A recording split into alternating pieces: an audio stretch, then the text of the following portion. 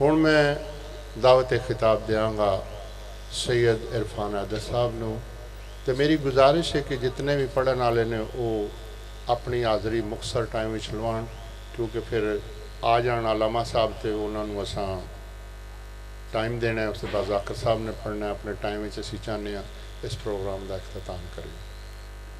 عرفان عادل شاہ صاحب آؤ جی۔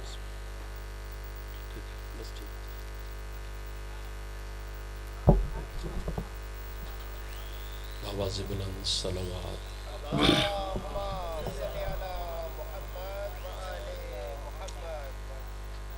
اعوذ باللہ من الشیطان الرجیم، بسم اللہ الرحمن الرحیم۔ الحمدللہ الذی ہدانا لہذا وما كنا لنہتدی لولا ان ہدانا اللہ، لقد جاءت رسل ربنا بالحق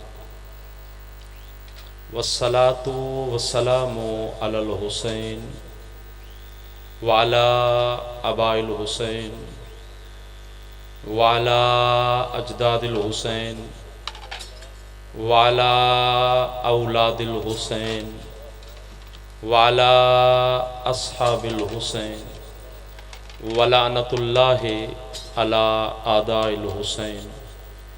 اما بعد فاعوذ باللہ من الشیطان الرجیم، بسم اللہ الرحمن الرحیم۔ تبارک الذی بیدہ الملک وہو علی کل شیء قدیر، الذی خلق الموت والحیاۃ لیبلوکم ایکم احسن عملا۔ صدق اللہ العلی العظیم، بواز بلند صلوات۔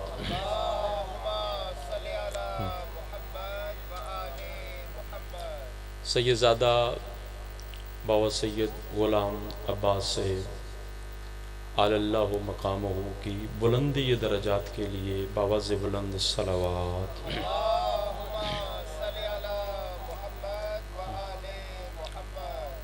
سب کا آنا الہ العالمین صدقہ محمد و آل محمد کا اپنی بارگاہ میں قبول و منظور فرمائے۔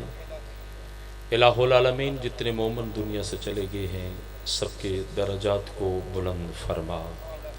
الہ العالمین کوئی بیمار ہے صدقہ جناب سید سجاد کی بیماری کا اسے شفاء کلی عطا فرما۔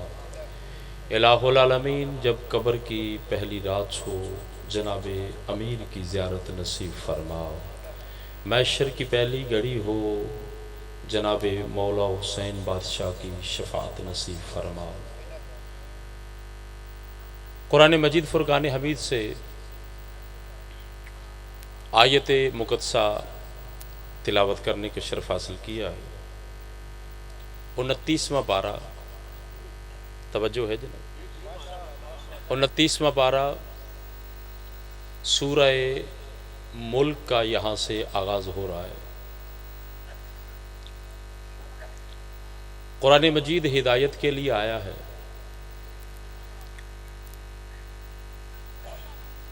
اور قرآن مجید نے آغاز میں ہی فرمایا کہ لا ریب فی، اس کلام میں کوئی شک نہیں، بے مثل کلام ہے، با کمال ہے، لا ریب ہے، کوئی عیب نہیں، عیب سے پاک ہے۔ تو ارشاد ہو رہا ہے کہ تبارک الذی بیدہ الملک، بابرکت ہے وہ ذات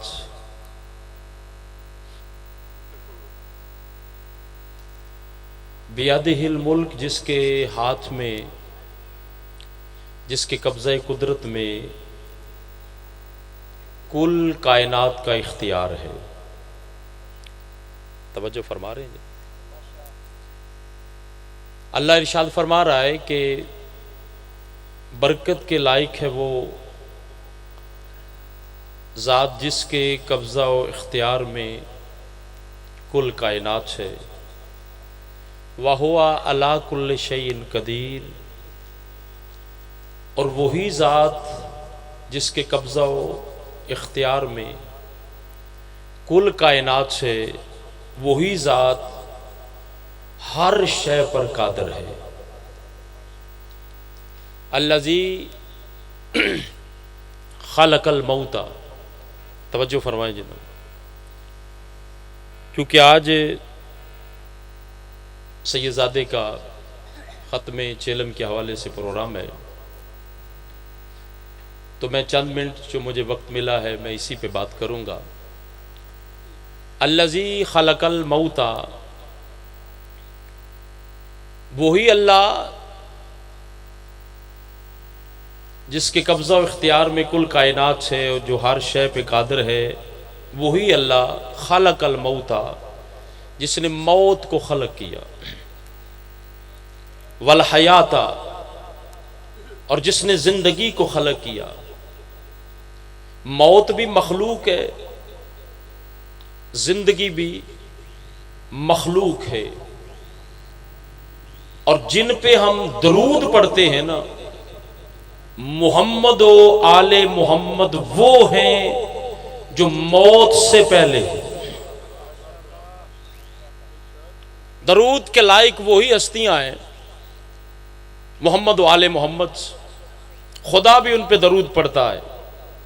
جس اللہ، جو اللہ ساری کائنات کا خالق ہے اور ہر شے پہ قادر ہے نا، جس نے موت کو خلق کیا ہے، اور وہی موت مخلوق بھی ہے، زندگی بھی مخلوق ہے۔ اللہ نے موت اور زندگی کو خلق کیوں کیا؟ کیا وجہ تھی؟ اس کا مقصد کیا تھا؟ اللہ نے زندگی بھی دی، پھر موت کو بھی خلق کیا۔ موت بھی مخلوق ہے، زندگی بھی مخلوق۔ ارشاد ہو رہا ہے لِيَبْلُوَكُمْ أَيُّكُمْ أَحْسَنُ عَمَلًا، تاکہ اللہ تمہیں آزمائے،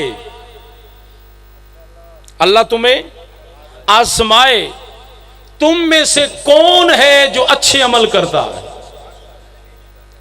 اعمال کے لیے اللہ نے زندگی کو بھی بنایا، اللہ نے موت کو بھی بنایا۔ موت مخلوق ہے، زندگی مخلوق ہے، لیکن معذرت کے ساتھ موت فنا ہونے کا نام نہیں۔ توجہ فرما رہے ہیں جی؟ موت فنا ہونے کا نام نہیں ہے، مٹنے کا نام نہیں، ہلاک ہونے کا نام نہیں۔ لوگوں کے ذہن میں یہ تصور ہے کہ بندہ جب موت آتی ہے تو بندہ ختم ہو جاتا ہے۔ اگر ختم ہو جائے تو پھر ہم پڑھ کے کس کے نام پہ اصالہ ثواب کرتے ہیں؟ توجہ فرمائیں نا جناب، میں خطاب آپ کے لیے کر رہا ہوں، اگر آپ توجہ نہیں فرمائیں گے تو میں چھوڑ دیتا ہوں، میں تو قرآن پڑھ رہا ہوں۔ آپ بے نیازی نہ فرمائیں جناب، وہ لگے ہوئے ہیں کرتے رہیں کہ انہیں کرنے دیں۔ آپ میری طرف دیکھیں، بڑی مہربانی ہوگی، وقت انتہائی اختصار کے ساتھ ہے۔ میں یہ کہہ رہا ہوں، توجہ فرمائیں، الذی خلق الموت والحیات، کہ جس اللہ نے زندگی کو بنایا، موت کو بنایا۔ موت مٹنے کا نام نہیں، فنا ہونے کا نام نہیں ہے، ہلاک ہونے کا نام نہیں۔ اس لیے کہ خود رسالت مآب صلی اللہ علیہ وسلم کا فرمان ہے کہ الموت تحفۃ المومن، موت مومن کے لیے تحفہ بن کے آتی ہے۔ تو مجھے بتاؤ، تحفے سے بندہ محبت کرتا ہے یا ناراضگی کرتا ہے؟ محبت کرتا ہے نا۔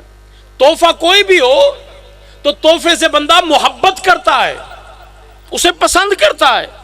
تو رسول اللہ نے فرمایا جس موت کے لیے لوگ پریشان ہیں نا کہ موت مٹنے کا نام ہے، موت فنا ہونے کا نام ہے، وہ پریشان نہ ہو۔ صاحب مومن، صاحب ایمان، جس کے پاس ایمان ہے، اس کے لیے موت فنا کا نام نہیں بلکہ تحفہ ہے اس کے لیے۔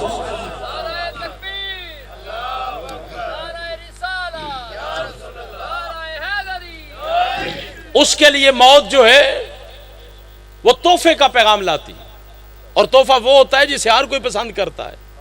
اور یہ نظام کیوں بنایا اللہ نے؟ ہر کسی کے لیے موت ایک جیسی نہیں۔ تو جب موت ہر کسی کے لیے ایک جیسی نہیں تو پھر انسانوں میں بھی ہر انسان ایک جیسا نہیں.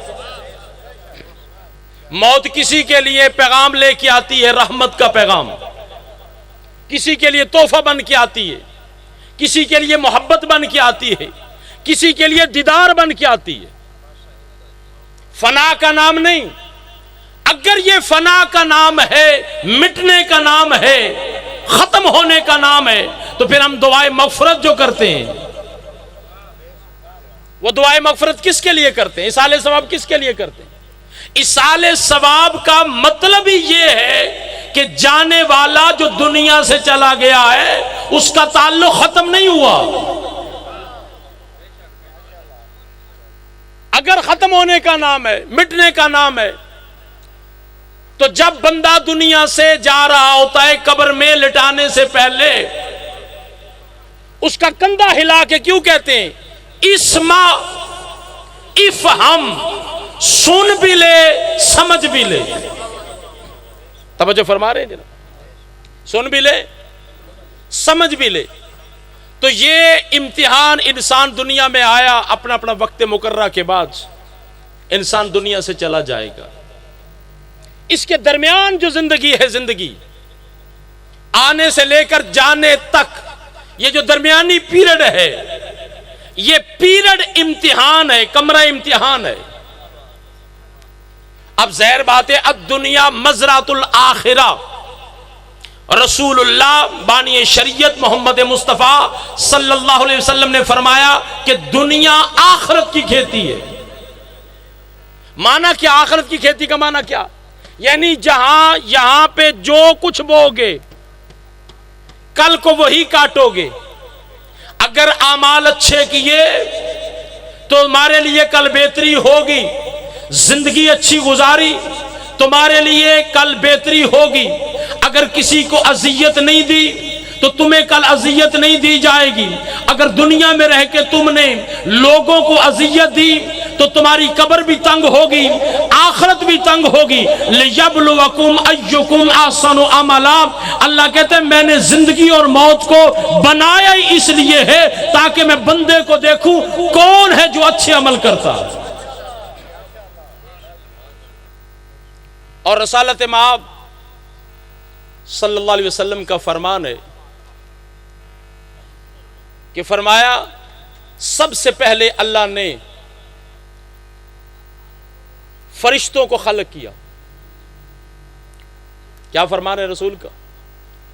فرشتوں کو اللہ نے، پھر اس کے بعد جانوروں کو بنایا، پھر اس کے بعد اللہ نے انسانوں کو بنایا.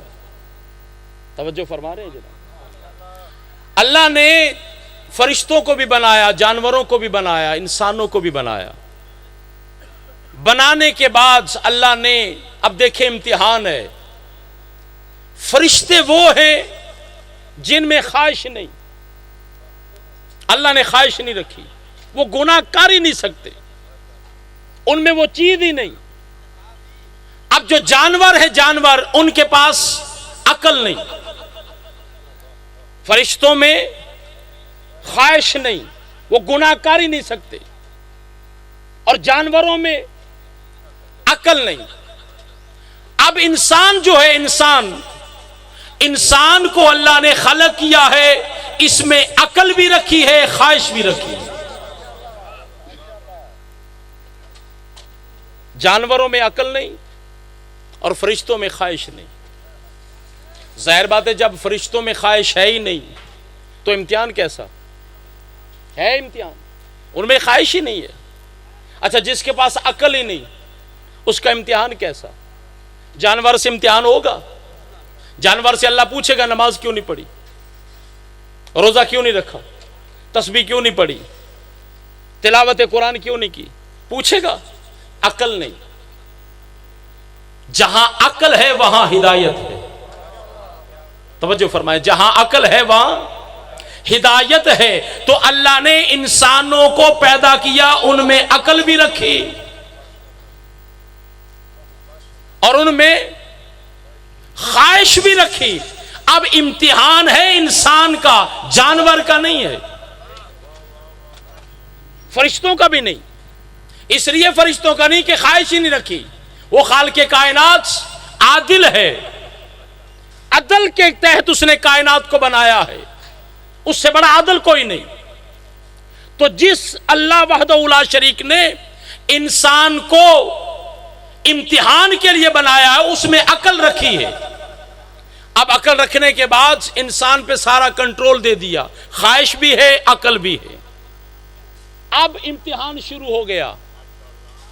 ارشاد رسول ہے، رسول اللہ کا فرمان ہے کہ فمن کان غلب عقلہ علی الشہوات فہو اعلی من الملائکہ.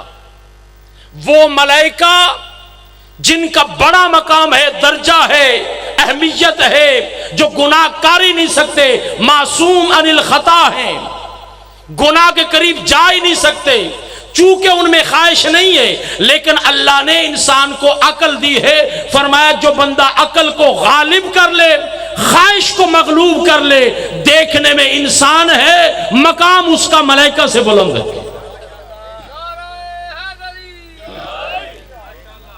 مقام اس کا ملائکہ سے اعلیٰ ہے.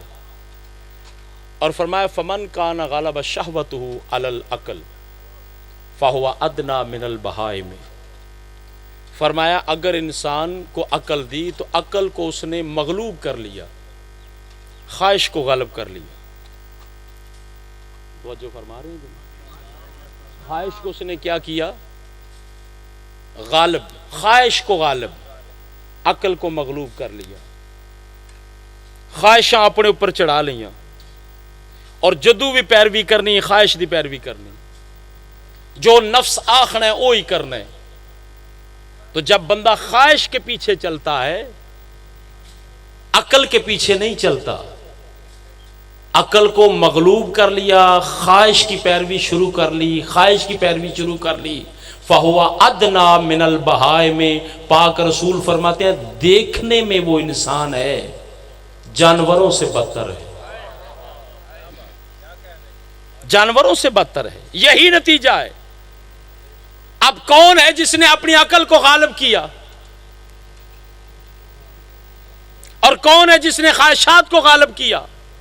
یہ امتحان ہے. امتحان زندگی کے اندر اگر کوئی بندہ خواہش کو چھوڑ دے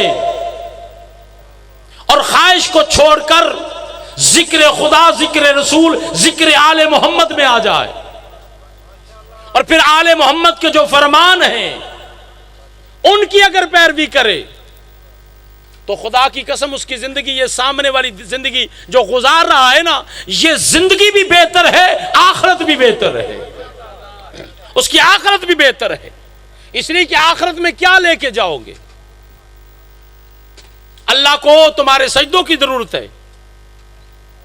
بتائیں، اگر ایک بندہ سجدے بہت زیادہ کر رہا ہے، عبادات بہت زیادہ کر رہا ہے، لیکن لوگوں کے ساتھ اس کے معاملات اچھے نہیں، حقوق العباد میں وہ کمزور ہے، لوگوں کے ساتھ زیادتیاں کر رہا ہے، ظلم کر رہا ہے، عبادت کیا کرے گی؟ بتائیں. چونکہ وہ عادل ہے، وہ فیصلہ کر چکا ہے. جب وہ فیصلہ کر چکا ہے، جنت اور جہنم کا فیصلہ کر چکا ہے، تو پھر بتاؤ عبادت کہاں جائے گی؟ عبادت کو کس جگہ پہ رکھو گے؟ سب سے بڑی چیز ہے کہ انسان اللہ کی مخلوق کے ساتھ محبت کرے. حقوق العباد کے اندر انسان جو ہے اسے ایسا ہونا چاہیے کہ جب بھی انسان اپنے گھر سے اٹھے، اٹھنے سے پہلے جب اس کا قدم اٹھے تو یہ سوچ کے اٹھے کہ میں کہاں جا رہا ہوں. انسان جو ہے کوئی بھی کام کرنے سے پہلے یہ دیکھے کہ میں کہاں جا رہا ہوں، کیا اس کام کرنے میں میرا اللہ مجھ سے راضی ہے؟ رضائے خدا کے لیے چلو، خوشنودی محمد و آل محمد کے لیے زندگی گزارو. کوئی بھی قدم انسان اٹھاتا ہے نا، تو قدم اٹھانے سے پہلے سوچ میں کیا کر رہا ہوں، میں کہاں جا رہا ہوں، کیا یہ میرے قدم جو اٹھ رہے ہیں یا جہاں میں جا رہا ہوں اس پہ میرا اللہ راضی ہے؟ یہ ہے نا زندگی. یہ سوچ کے اس پہ میرا اللہ راضی ہے۔ قرآن میں یہاں تک ہے کہ چھوٹی سے چھوٹی نیکی بھی قیامت کے دن انسان دیکھے گا، اور چھوٹی سے چھوٹی برائی انسان قیامت کے دن دیکھے گا۔ یعنی چھوٹی سے چھوٹی نیکی اسے دکھائی جائے گی، چھوٹی سے چھوٹی برائی اسے دکھائی جائے گی۔ اب میں اتنا پوچھ سکتا ہوں، تو اپنی نیکی کو برائی کو دیکھ سکتا ہے جس نے پیدا کیا ہے؟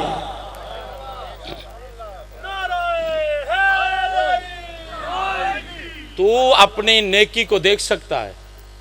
اللہ نے تجھے ہمت دی ہے، طاقت دی ہے، اپنی برائی کو بھی دیکھ سکتا ہے، نیکی کو بھی دیکھ سکتا ہے۔ تو اب اتنا سوچ کہ جب تجھ سے وہ چھپی ہوئی نہیں، تو جس نے تجھے خلق کیا ہے، برائی تجھ سے چھپی نہیں، چھوٹی سے چھوٹی برائی انسان اپنی آنکھوں کے سامنے دیکھے گا۔ تو جب چھوٹی سی چھوٹی برائی انسان دیکھے گا تو جو انسان کا خالق ہے، کون سی ایسی جگہ ہے جہاں پہ جا کے تو جرم کرے گا اور وہ نہیں دیکھ رہا؟ یہ ہو ہی نہیں سکتا۔ اس لیے کہ کوئی بھی کام کرنے سے پہلے، قدم اٹھانے سے پہلے سوچ کہ اس میں میرا مولا راضی ہے۔ اور زندگی کا تحفہ، ہر بندے نے دنیا سے چلا جانا۔ آخری بات کر کے بس میں اپنی بات کو مکمل کر رہا ہوں۔ رسول اللہ صلی اللہ علیہ وسلم کا فرمان ہے، نبی کونین رحمت اللہ علیہ نے فرمایا، الا ومن مات علی حب آل محمد مات شہیدا۔ یہ رسول اللہ کا فرمان ہے۔ فرمایا خبردار، خبر دی ہے رسول نے امت کو، کلمہ پڑھنے والوں کو۔ رسول اللہ نے فرمایا خبردار، اس بات پہ خبر رکھنا، آگاہ رہنا، خبردار رہنا، یہ خبر میں تم تک پہنچا رہا ہوں، اس کے بارے میں خبر رکھنا۔ کس کے بارے میں؟ من مات علی حب آل محمد مات شہیدا۔ فرمایا جس نے میری اہل بیت سے محبت کی، جس نے بھی کی، کوئی بھی، الا ومن مات علی حب آل محمد۔ رسول اللہ نے فرمایا میں تمہیں خبر دے رہا ہوں، پاک رسول کا یہ فرمان ہے کہ میں تمہیں خبر دے رہا ہوں، جس نے بھی محبت کی، مات شہیدا، وہ زندہ ہے، وہ زندہ ہے۔ کون کہتا ہے مرنے کے بعد بندہ ہلاک ہو جاتا ہے، مرنے کے بعد ختم ہو جاتا ہے؟ پاک رسول فرما رہے ہیں وہ زندہ ہے، وہ مرا نہیں، جس کے دل میں میری اہل بیت کی محبت، جس کے دل میں میری اہل بیت کی محبت ہے، وہ مرا نہیں، وہ زندہ ہے، زندہ۔ اب اگر زندگی چاہتے ہو تو اہل بیت کی محبت اپنے دل میں رکھو۔ یہ کوئی مطالبہ تو نہیں کرتی نا، اہل بیت کی محبت کیا ہے؟ تم سے مطالبہ کو کرتی ہے؟ اہل بیت کی محبت زندگی عطا کرتی ہے۔ پھر فرمایا الا ومن مات علی حب آل محمد مات مومنا۔ فرمایا جس کے دل میں اہل بیت کی محبت سے، جب وہ دنیا سے جائے گا تو ایمان کی حالت سے جائے گا۔ ایمان چھوٹی چیز نہیں ہے، لوگوں نے سمجھا ہے کہ عام چیز ہے ایمان۔ فرمایا ایمان کی حالت سے جائے گا، ایمان کی حالت سے جائے گا تو مومن ہوگا۔ تو قرآن کہتا ہے جنت مومنوں کے لیے، قرآن کہتا ہے جنت کس کے لیے ہے؟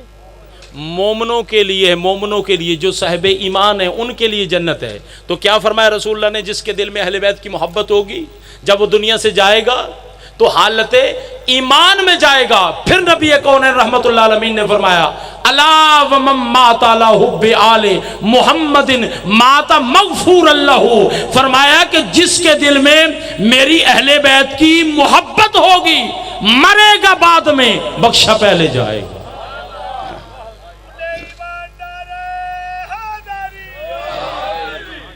اب دیکھیں اتنا بڑا انعام، اتنا بڑا تحفہ جو رسول اللہ نے اپنی امت کو دیا ہے، تو ہمیں بھی تو سوچنا چاہیے نا کہ جب رسول اللہ صلی اللہ علیہ وسلم اتنا بڑا تحفہ دے رہے ہیں تو ہم زندگی کیسے گزار رہے ہیں؟ ہمیں تو کم از کم سیرت آل محمد کے مطابق زندگی گزارنی چاہیے. اور یہ سیرت آل محمد کیا ہے؟ توجہ فرمائیں ذرا. یہ باتیں بڑی تلخ ہیں، لیکن تلخ باتیں نہیں کریں گے تو ہم کہاں سے کریں، کس سے کریں گے جا کے؟ سیرت آل محمد کیا ہے؟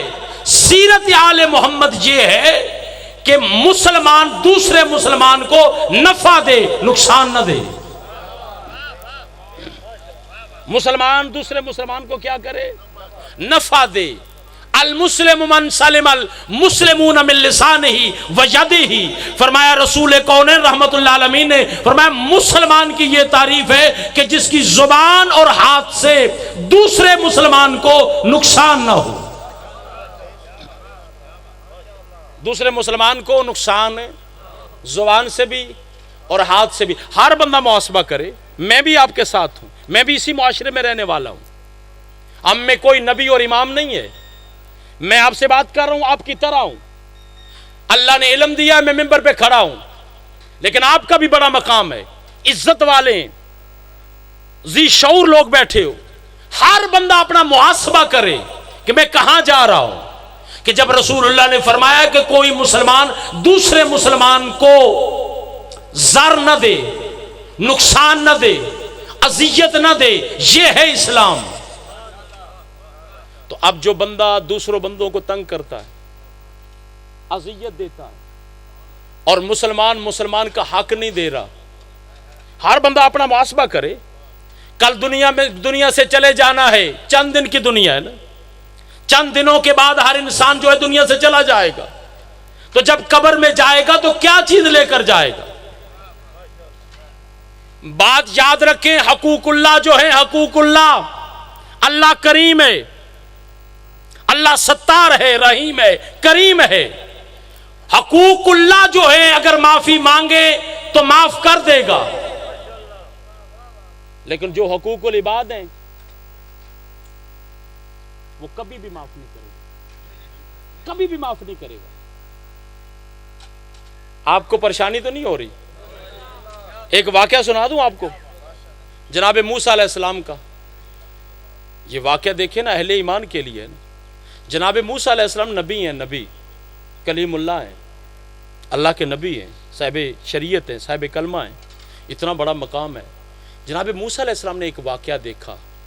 ایک شخص گھوڑے پہ سوار تھا، اچانک اس کے پاس دولت تھی، مال تھا. اس وقت، آج تو ہمارے پاس پرس ہوتا ہے نا، پیسے ہوتے ہیں، اس میں پیسے رقم ہوتی ہے. اس وقت اشرفیاں ہوتی تھی. اس کے پاس جو وہ دولت تھی وہ نیچے گری. اب گھوڑے پہ سوار ہوا، چلا گیا. چند لمحوں کے بعد، تھوڑی دیر کے بعد اسے خیال آیا کہ میرے پاس جو خزانہ تھا تو وہ تو گر گیا ہے. توجہ فرما رہے ہیں؟ اب جناب موسیٰ علیہ السلام یہ سارا منظر دیکھ رہے ہیں. وہ شخص پلٹ کے آیا. جب پلٹ کے آیا نا تو اتنے میں ایک چھوٹا بچہ آیا. کھیلتے کھیلتے وہ جو مال تھا اس کا، اشرفیاں تھی، وہ گھر میں لے گیا. اس بچے کو نہیں پتا یہ کیا ہے، لے گیا. وہ شخص گھوڑے پہ پھر پلٹ کے جب واپس آیا تو کیا دیکھا؟ وہاں پہ ایک شخص تھا، بوڑھا شخص، آنکھوں سے نابینا ہے، بینائی نہیں، نظر نہیں آ رہا. وہ وہاں پہ کھڑا تھا. اب گھوڑے سوار نے کہا کہ کون ہے تو؟ اس نے کہا میں ایک نابینا ہوں، بزرگ ہوں، یہاں پہ کھڑا ہوں. اس نے کہا یہاں پہ میرا خزانہ گرا ہے. اس نے کہا مجھے تو نظر ہی نہیں آ رہا، مجھے کیا پتا کہاں ہے. اتنا کہنا تھا. اس کے پاس تلوار تھی. آج کل لوگوں کو کرپٹ ہوا ہے جی، گل ہے نا. اس وقت تلوار تھی. اس نے تلوار نکالی، جناب گردن جدا کر دی. جب گردن جدا ہوئی، اب اس بندے کا کوئی جرم نہیں. اس نے کہا میری آنکھیں نہیں، میں نے تیرا سامان اٹھائے نہیں، تیرے پیسے اٹھائے نہیں. لڑائی ہوئی، بس گردن اڑا دی. جناب موسیٰ علیہ السلام بڑے پریشان ہوئے. جناب موسیٰ علیہ السلام نے کہا یا اللہ یہ کیا ہے؟ آواز قدرت آئی، اے موسیٰ انصاف ہوا ہے.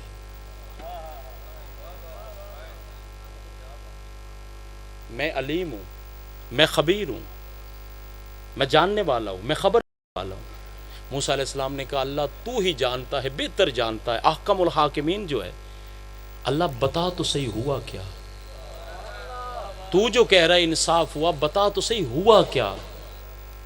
تو اس وقت اللہ نے کہا موسیٰ جس شخص کو اس نے قتل کیا ہے نا، یہ جو گھوڑے والا ہے جس نے قتل کیا ہے اس نبینے کو، اس نبینے نے جوانی میں اس گھوڑے والے کے باپ کو قتل کیا۔ سمجھیں اللہ کا نظام، جوانی میں اس نے اس کے باپ کو قتل کیا تھا، اسے نہیں پتا تھا کہ میرے باپ کا قاتل کون ہے۔ اب یہ معافیاں مانگ رہا ہے، مسجد میں آ کے سجدے کر رہا ہے، معافیاں مانگ رہا ہے، اللہ مجھے معاف کر دے، معاف کر دے، معاف کر دے، میں ستار العیوب ہوں، رحیم ہوں، کریم ہوں، حقوق اللہ معاف کرتا ہوں، حقوق العباد معاف نہیں کرتا، حقوق العباد معاف نہیں کرتا۔ اللہ نے کہا کہ آج میں خوش ہوا ہوں، ناحق مارا تھا اس نے، مجھ سے معافی مانگ رہا ہے، کیسے معاف کروں؟ میں عادل ہوں۔ جب اللہ عادل ہے تو پھر اس کے عدل کا تقاضا ہے نا، ہر بندہ جب بھی اپنے گھر سے چلے اسے چلتے ہوئے یہ سوچنا چاہیے کہ میں کہاں جا رہا ہوں، کہاں جا رہا ہوں، میرا جو قدم اٹھ رہا ہے یہ کس کے لیے اٹھ رہا ہے۔ جو بھی کام کر مسلمان، اللہ کی عزت کی قسم یہ سوچ کے کر کہ میں اللہ کی رضا کے لیے کر رہا ہوں۔ جب اللہ کی رضا کے لیے بندہ کرتا ہے نا کوئی بھی کام، اس کا کوئی بھی وہ کام ہو عبادت میں شمار ہے۔ اب یہ جو اللہ نے فرمایا نا وَمَا خَلَقْتُ الْجِنَّ وَالْإِنسَ إِلَّا لِيَعْبُدُونَ، اللہ نے جنوں انسانوں کو عبادت کے لیے پیدا کیا ہے۔ عبادت کا کیا مطلب ہے؟ ہر وقت مسجد میں رہو، سجدے پہ سجدہ کرو؟ نہیں، ہر وہ کام جس پہ اللہ راضی ہے، ہر وہ کام کر جو خوشنودی خدا ہو، ہر وہ کام کر جس پہ اللہ راضی ہو۔ بس انہی الفاظ پر میں اپنی گفتگو کو مکمل کرتا ہوں۔ آخری 2 منٹ مصائب کے لیے، خدا کی قسم مسلمان اگر رسالت کا حیا کرتے، رسالت کو مان لیتے، بیٹیاں علی کی جنگلوں کا سفر نہ کرتی۔ میرا سلام ہو ان ہاتھوں پر جن ہاتھوں پہ مسلمانوں نے رسیاں باندھی ہیں۔ جناب شریکت الحسین علی کی بیٹی جناب زینب سلام اللہ علیہا، جب یہ قافلہ واپس آیا ہے نا مدینے میں، تو عزادارو اس حالت میں تھی جناب زینب عالیہ کہ جب اپنے نانا محمد رسول اللہ کی قبر پہ آئی ہے نا، تو کبھی قبر محمد کو دیکھتی ہے، کبھی دروازہ محمد کو دیکھتی ہے، کبھی قبر محمد کو دیکھتی ہے، کبھی دروازہ محمد کو دیکھتی ہے، تو بے ساختہ رو کے کہتی ہے نانا اٹھ قبر سے باہر آ، دیکھ میں وہی زینب ہوں۔ دین بچا ہے نا، دین بچا ہے تو رسول اللہ کی اولاد کا خون لگا ہے۔ اس کے بعد جناب زینب عالیہ نے کہا نانا تیرا دین بچ گیا ہے، نانا میں اپنا سب کچھ قربان کر کے آ گئی ہوں، اپنے بچے قربان کر کے آ گئی ہوں، نانا تیرا دین بچ گیا ہے، نانا اذان بچ گئی ہے، مؤذن کربلا میں سو گیا ہے، نانا قرآن بچ گیا ہے، قاری قرآن سو گیا ہے، نانا تیری شریعت بچ گئی ہے، شریعت کو بچانے والا سو گیا ہے۔ اس کے بعد جناب سیدہ زینب عالیہ نے کہا نانا ذرا قبر سے باہر آنا، انظر عیوننا، نانا ذرا میری آنکھیں تو دیکھ، نانا میرا چہرہ تو دیکھ۔